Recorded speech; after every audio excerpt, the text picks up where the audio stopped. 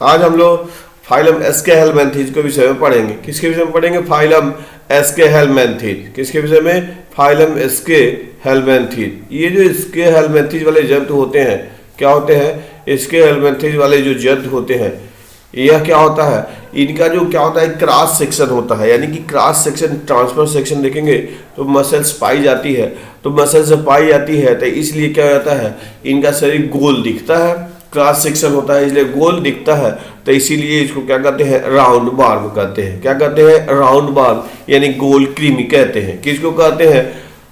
एस्केहेलमिन्थेज के जंतुओं को क्या कहते हैं? गोल कृमि कहते हैं। ये फ्री लिविंग होते हैं, यानी स्वतंत्र जीवी होते हैं। क्या होते हैं? फ्री लिविंग अर्थात स्वतंत्र जीवी होते हैं। कौन?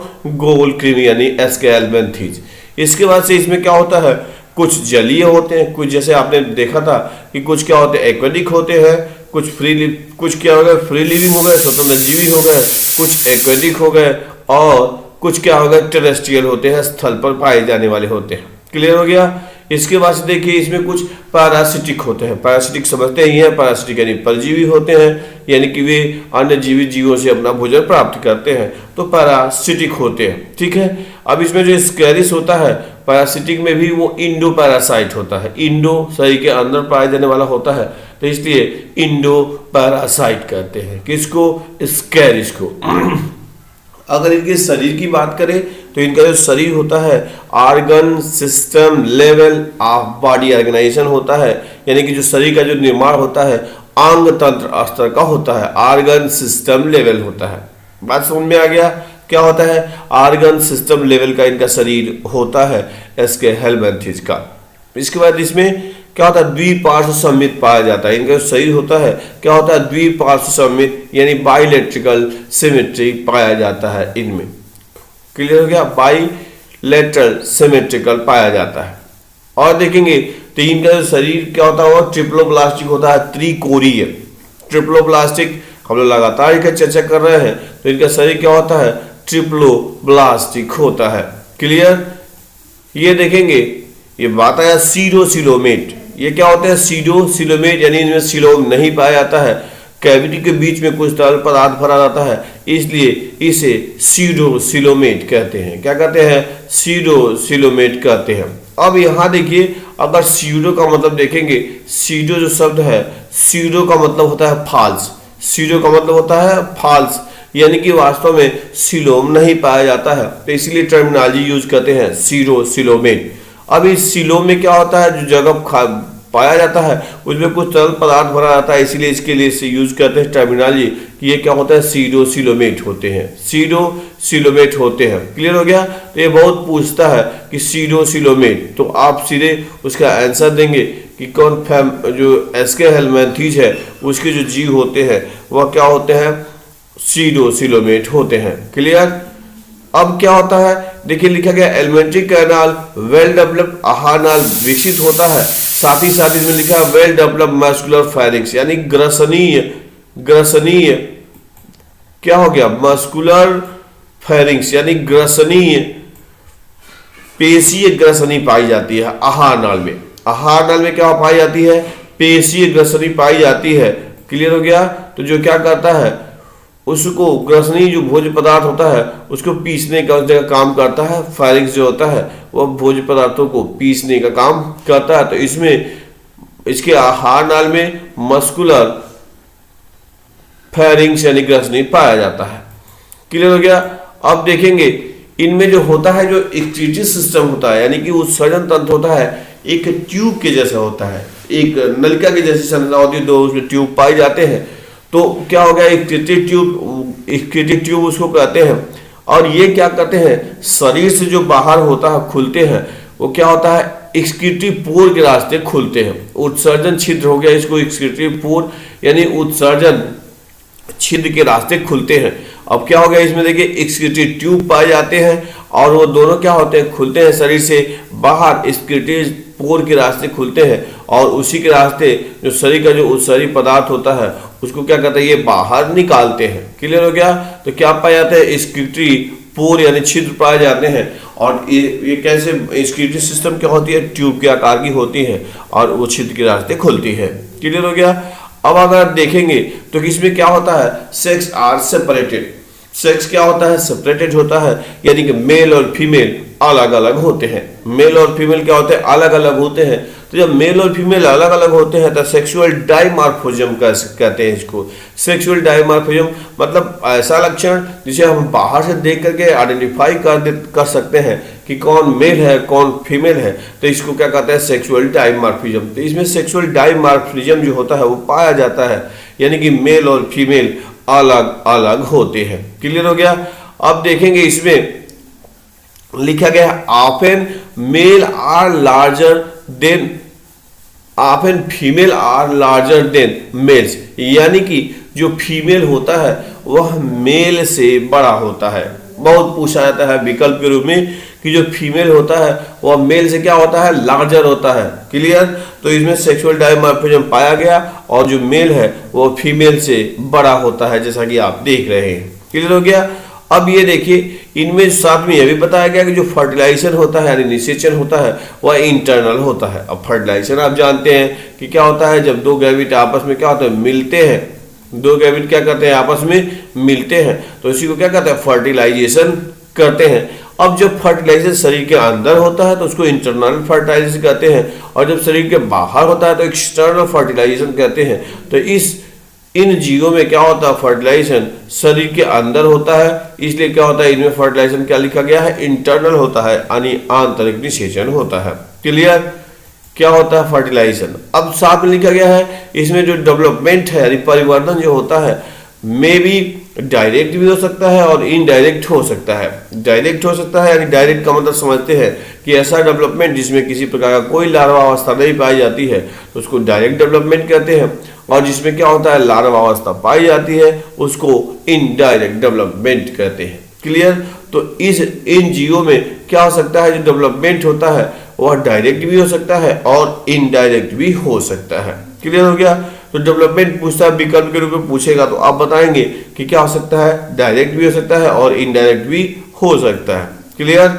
अब यहाँ आप देख रहे हैं एग्जाम्पल में देख रहे हैं, जैसे स्कैरिस आप देख रहे हैं, स्कैरिस है ये स्कैरिस, इसमें आप ये देख रहे हैं ये क्या होगा, मेल होगा, और ये क्या होगा, फीमेल होगा। आपने चर्चा भी किया था, पहले बार हमने चर्चा भी किए कि जो फीमेल होता है वह मेल से क्या होता है, बड़ा होता है। फीमेल आप देख रहे हैं, ये फीमेल है ये मेल है, तो ये कुछ बड़ा दिख रहा है, इसको ये है स्कैरिस राउंडवॉर्म कहते हैं, और इससे क्या होता है, स्कैरियोसिस नामक रोग उत्पन्न होता है। क्या उत्पन्न होता है, स्कैरियोसिस।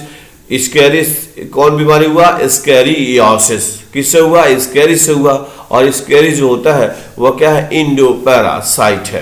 क्या है ये, इंडोपैरासाइट। अब ये देखिए बाउचेरिया है, बाउचेरिया, ये इसको फाइलेरिया वार्म ही कहते हैं। क्या कहते हैं, फाइलेरिया वार्म कहते हैं। ये फाइलेरिया नामक रोग उत्पन्न करता है। फाइलेरिया आपको याद होगा, फाइलेरिया एक एलिफेंटाइटिस होता है, हाथी पांव उसको कहते हैं, पैर जो होता है बहुत बड़ा बड़ा फूल जाता है तो उसको कहते हैं फाइलेरिया। हाथ में भी हो सकता है, पैर में भी हो सकता है, तो शरीर के किसी भी अंग में फाइलेरिया हो सकता है। तो जो फाइलेरिया होता है यह बाउचेरिया के संक्रमण से होता है, इसलिए इसको क्या कहते हैं, फाइलेरिया वार्म कहते हैं। क्लियर हो गया आपको। ये है एनसाइक्लोस्टोमा, ये हुकवार्म है। हुक समझते ही है, हुकवार्म होता है तो इसका इन्फेक्शन बच्चों में बहुत ज़्यादा होता है। छोटे बच्चे जो होते हैं उसमें इसका इन्फेक्शन बहुत ही ज़्यादा होता है, तो ये है एनसाइक्लोस्टोमा। क्लियर हो गया। इसको क्या कहा आपने, हुकवार्म कहते हैं। तो ये कॉमन नाम भी पूछता रहता है कि कॉमन नाम दे देगा, हुकवार्म इज नोन एज, अब आगे विकल्प दे देगा, तो यदि आपको याद रहेगा तो ठीक है, नहीं तो फिर गड़बड़ हो जाता है। तो चीजें हैं उनको याद करने की कोशिश करेंगे। ठीक है, तो ये हो गया एनसाइक्लोस्टोमा, जिसको आपने कहा था हुकवार्म का। ठीक है, ओके। अब ये देखिए, अब हम लोग क्या करेंगे, नया फाइलम पढ़ेंगे, फाइलम एनीलिडा। क्या हो गया, फाइलम एनीलिडा। अब ये जो होते हैं इस संघ का जो जंतु होता है इस फाइलम में जो होता है वह एक्वेटिक होते हैं, जलीय भी होते हैं। जली में, मैरीन में भी, समुद्र में भी पाए जाने वाले होते हैं, और फ्रेश वाटर में भी पाए जाते हैं। क्या होते हैं, एक्वेटिक भी हो सकते हैं। एक्वेटिक में आप, तो इसमें क्या हम लोग चर्चा कर रहे थे, इनमें सिलोम पाया जाता है। क्या पाया जाता है, सिलोम पाया जाता है। आपको याद होगा सिलोम हम लोग पढ़े थे, तो क्या होता है उसमें बताया गया था कि एक ऐसे मान लीजिए नली हो, उसके बाहर कोई बड़ा हो तो उसके बीच जो खाली स्थान होता है उसी को सीलोम कहते हैं। क्लियर हो गया, सीलोम कहते हैं। अब इसमें ये उसका एलिमेंट्री कैनाल है, ये उसका क्या है, आहार नाल है, और बाहर वाला जो है बॉडी वाल है, इसके बीच में खाली स्थान पाया जाता है तो उसको क्या कहते हैं, सीलोम कहते हैं। तो इस संघ के जीवों में क्या होता है, सीलोम पाया जाता है। क्या पाया जाता है, सीलोम पाया जाता है, तो इसीलिए इसको क्या कहते हैं, सीलोमेट। सीलोम इसमें पाया जाता है तो इसलिए कहते हैं इसको सीलोमेट। तो इसमें क्या होगा, सीलोम पाया जाता है फाइलम एनिलिडस के जंतुओं में। क्लियर हो गया। अब अगर देखेंगे इसमें तो इसमें क्या हो गया कि देखिए लिखा गया है their body surface distinctly marked out into segmented, यानी कि शरीर होता है बाहर से ही खंड खंड के रूप में दिखाई देता है। या मेटामर्स हैंस फाइलम, इनका जो क्या होता है इन, इसीलिए इसका नाम रख दिया गया एनिलिडा। एनिलिडा का मतलब होता है बलय, रिंग, छल्ले, तो उसी से बना हुआ है एनिलिडा रखा गया है। ठीक है, क्योंकि उनके शरीर पे गोल गोल रिंग जैसे संरचना दिखाई देती है जब वो चलते हैं या स्पष्ट रूप से दिखाई देता है, तो इसी से एनिलिडा इसका नाम रखा गया है, फाइलम एनिलिडा। ठीक हो गया। अब देखिए लिखा गया है इनमें क्या होता है, लॉन्गिट्यूडनल और ये देखिए लॉन्गिट्यूडनल है और साथ ही साथ सर्कुलर मसल्स पाई जाती है।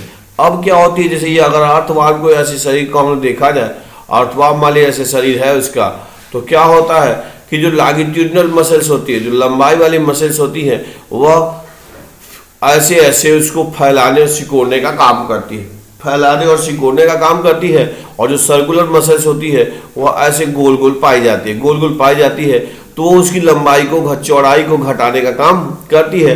तो लंबाई और चौड़ाई घटने के साथ साथ क्या करता है, इसी के सहायता से वो चलता है। जैसे आप कभी किसी केंचुए को चलते हुए ध्यान से देखेंगे तो पाएंगे कि बीच बीच में उसकी जो मोटाई है वो घटती और बढ़ती है, और इसी घटने और बढ़ने और साथ ही लंबाई भी घटती बढ़ती रहती है, और इसी के फलस्वरूप क्या होता है, उसमें लोकोमोशन यानी प्रचलन पाया जाता है।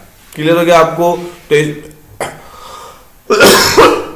इसमें दो मसल्स पाई गई, लॉन्गिट्यूडनल मसल्स और सर्कुलर मसल्स पाई जाती है, जो क्या करता है, चलने में सहायता करता है, हेल्प्स इन लोकोमोशन। प्रश्न पूछता है लॉन्गिट्यूडनल मसल्स क्या करती है, तो लंबाई बढ़ाने घटाने का काम करती है, और जो सर्कुलर मसल्स होती है वो क्या करेगी, मोटाई घटाने बढ़ाने का काम करती है। ठीक है। अब देखिए, अब आगे देखेंगे लिखा गया एक्वेटिक एनिलिड्स, नेरिस।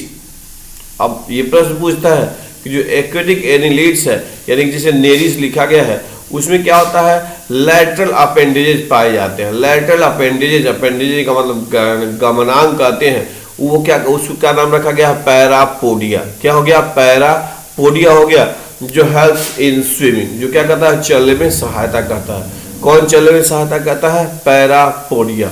किसमें पाया जाता है, जली एनिलिड्स में। क्या करता है, तो चलने में तैरने में सहायता करता है, तो उसको क्या आपने नाम रखा था, पैरापोडिया। ठीक है, ये लैटरल अपेंडेजेस है जो उसके तैरने में सहायता करता है, यानी कि पैरापोडिया जो होता है केवल जलीय जीवों में पाया जाता है। क्लियर हो गया। अब देखेंगे इसमें जो होता है क्लोज सर्कुलेटरी सिस्टम पाया जाता है। क्या पाया जाता है, क्लोज सर्कुलेटरी सिस्टम, यानी बंद परिसंचरण तंत्र पाया जाता है। तो इसमें क्या होता है, बंद परिसंचरण का मतलब समझते हैं कि जो खून होता है वह सदैव क्या होता है, रक्तवाहिनियों में बहता है। खून क्या होता है, सदैव रक्तवाहिनियों में बहता है, तो इसी क्या कहते हैं, क्लोज सर्कुलेटरी सिस्टम कहते हैं, बंद रुधिर परिसंचरण तंत्र कहते हैं। क्लियर हो गया आपको। अब देखिए इसमें जो होता है नेफ्रिडिया पाया जाता है, ब्रिक्कर कहते हैं उसको। क्या कहते हैं, ब्रिक्कर, यानी नेफ्रिडिया कहते हैं उसको। तो ये क्या करता है, यही उसका उत्सर्जन अंग है, एक्सक्रीटरी ऑर्गन होता है, ये उत्सर्जन करने में सहायता करता है। लेकिन देखिए साथ ही साथ लिखा गया है यह उत्सर्जन और एक्सक्रीशन, उत्सर्जन समझ गए, उत्सर्जन और आस्मो रेगुलेशन, आस्मोसिस, आस्मो से बना हुआ, आस्मो से बना, उस ऑस्मोसिस से आस्मो बन गया, रेगुलेशन यानी पराशर नियंत्रण।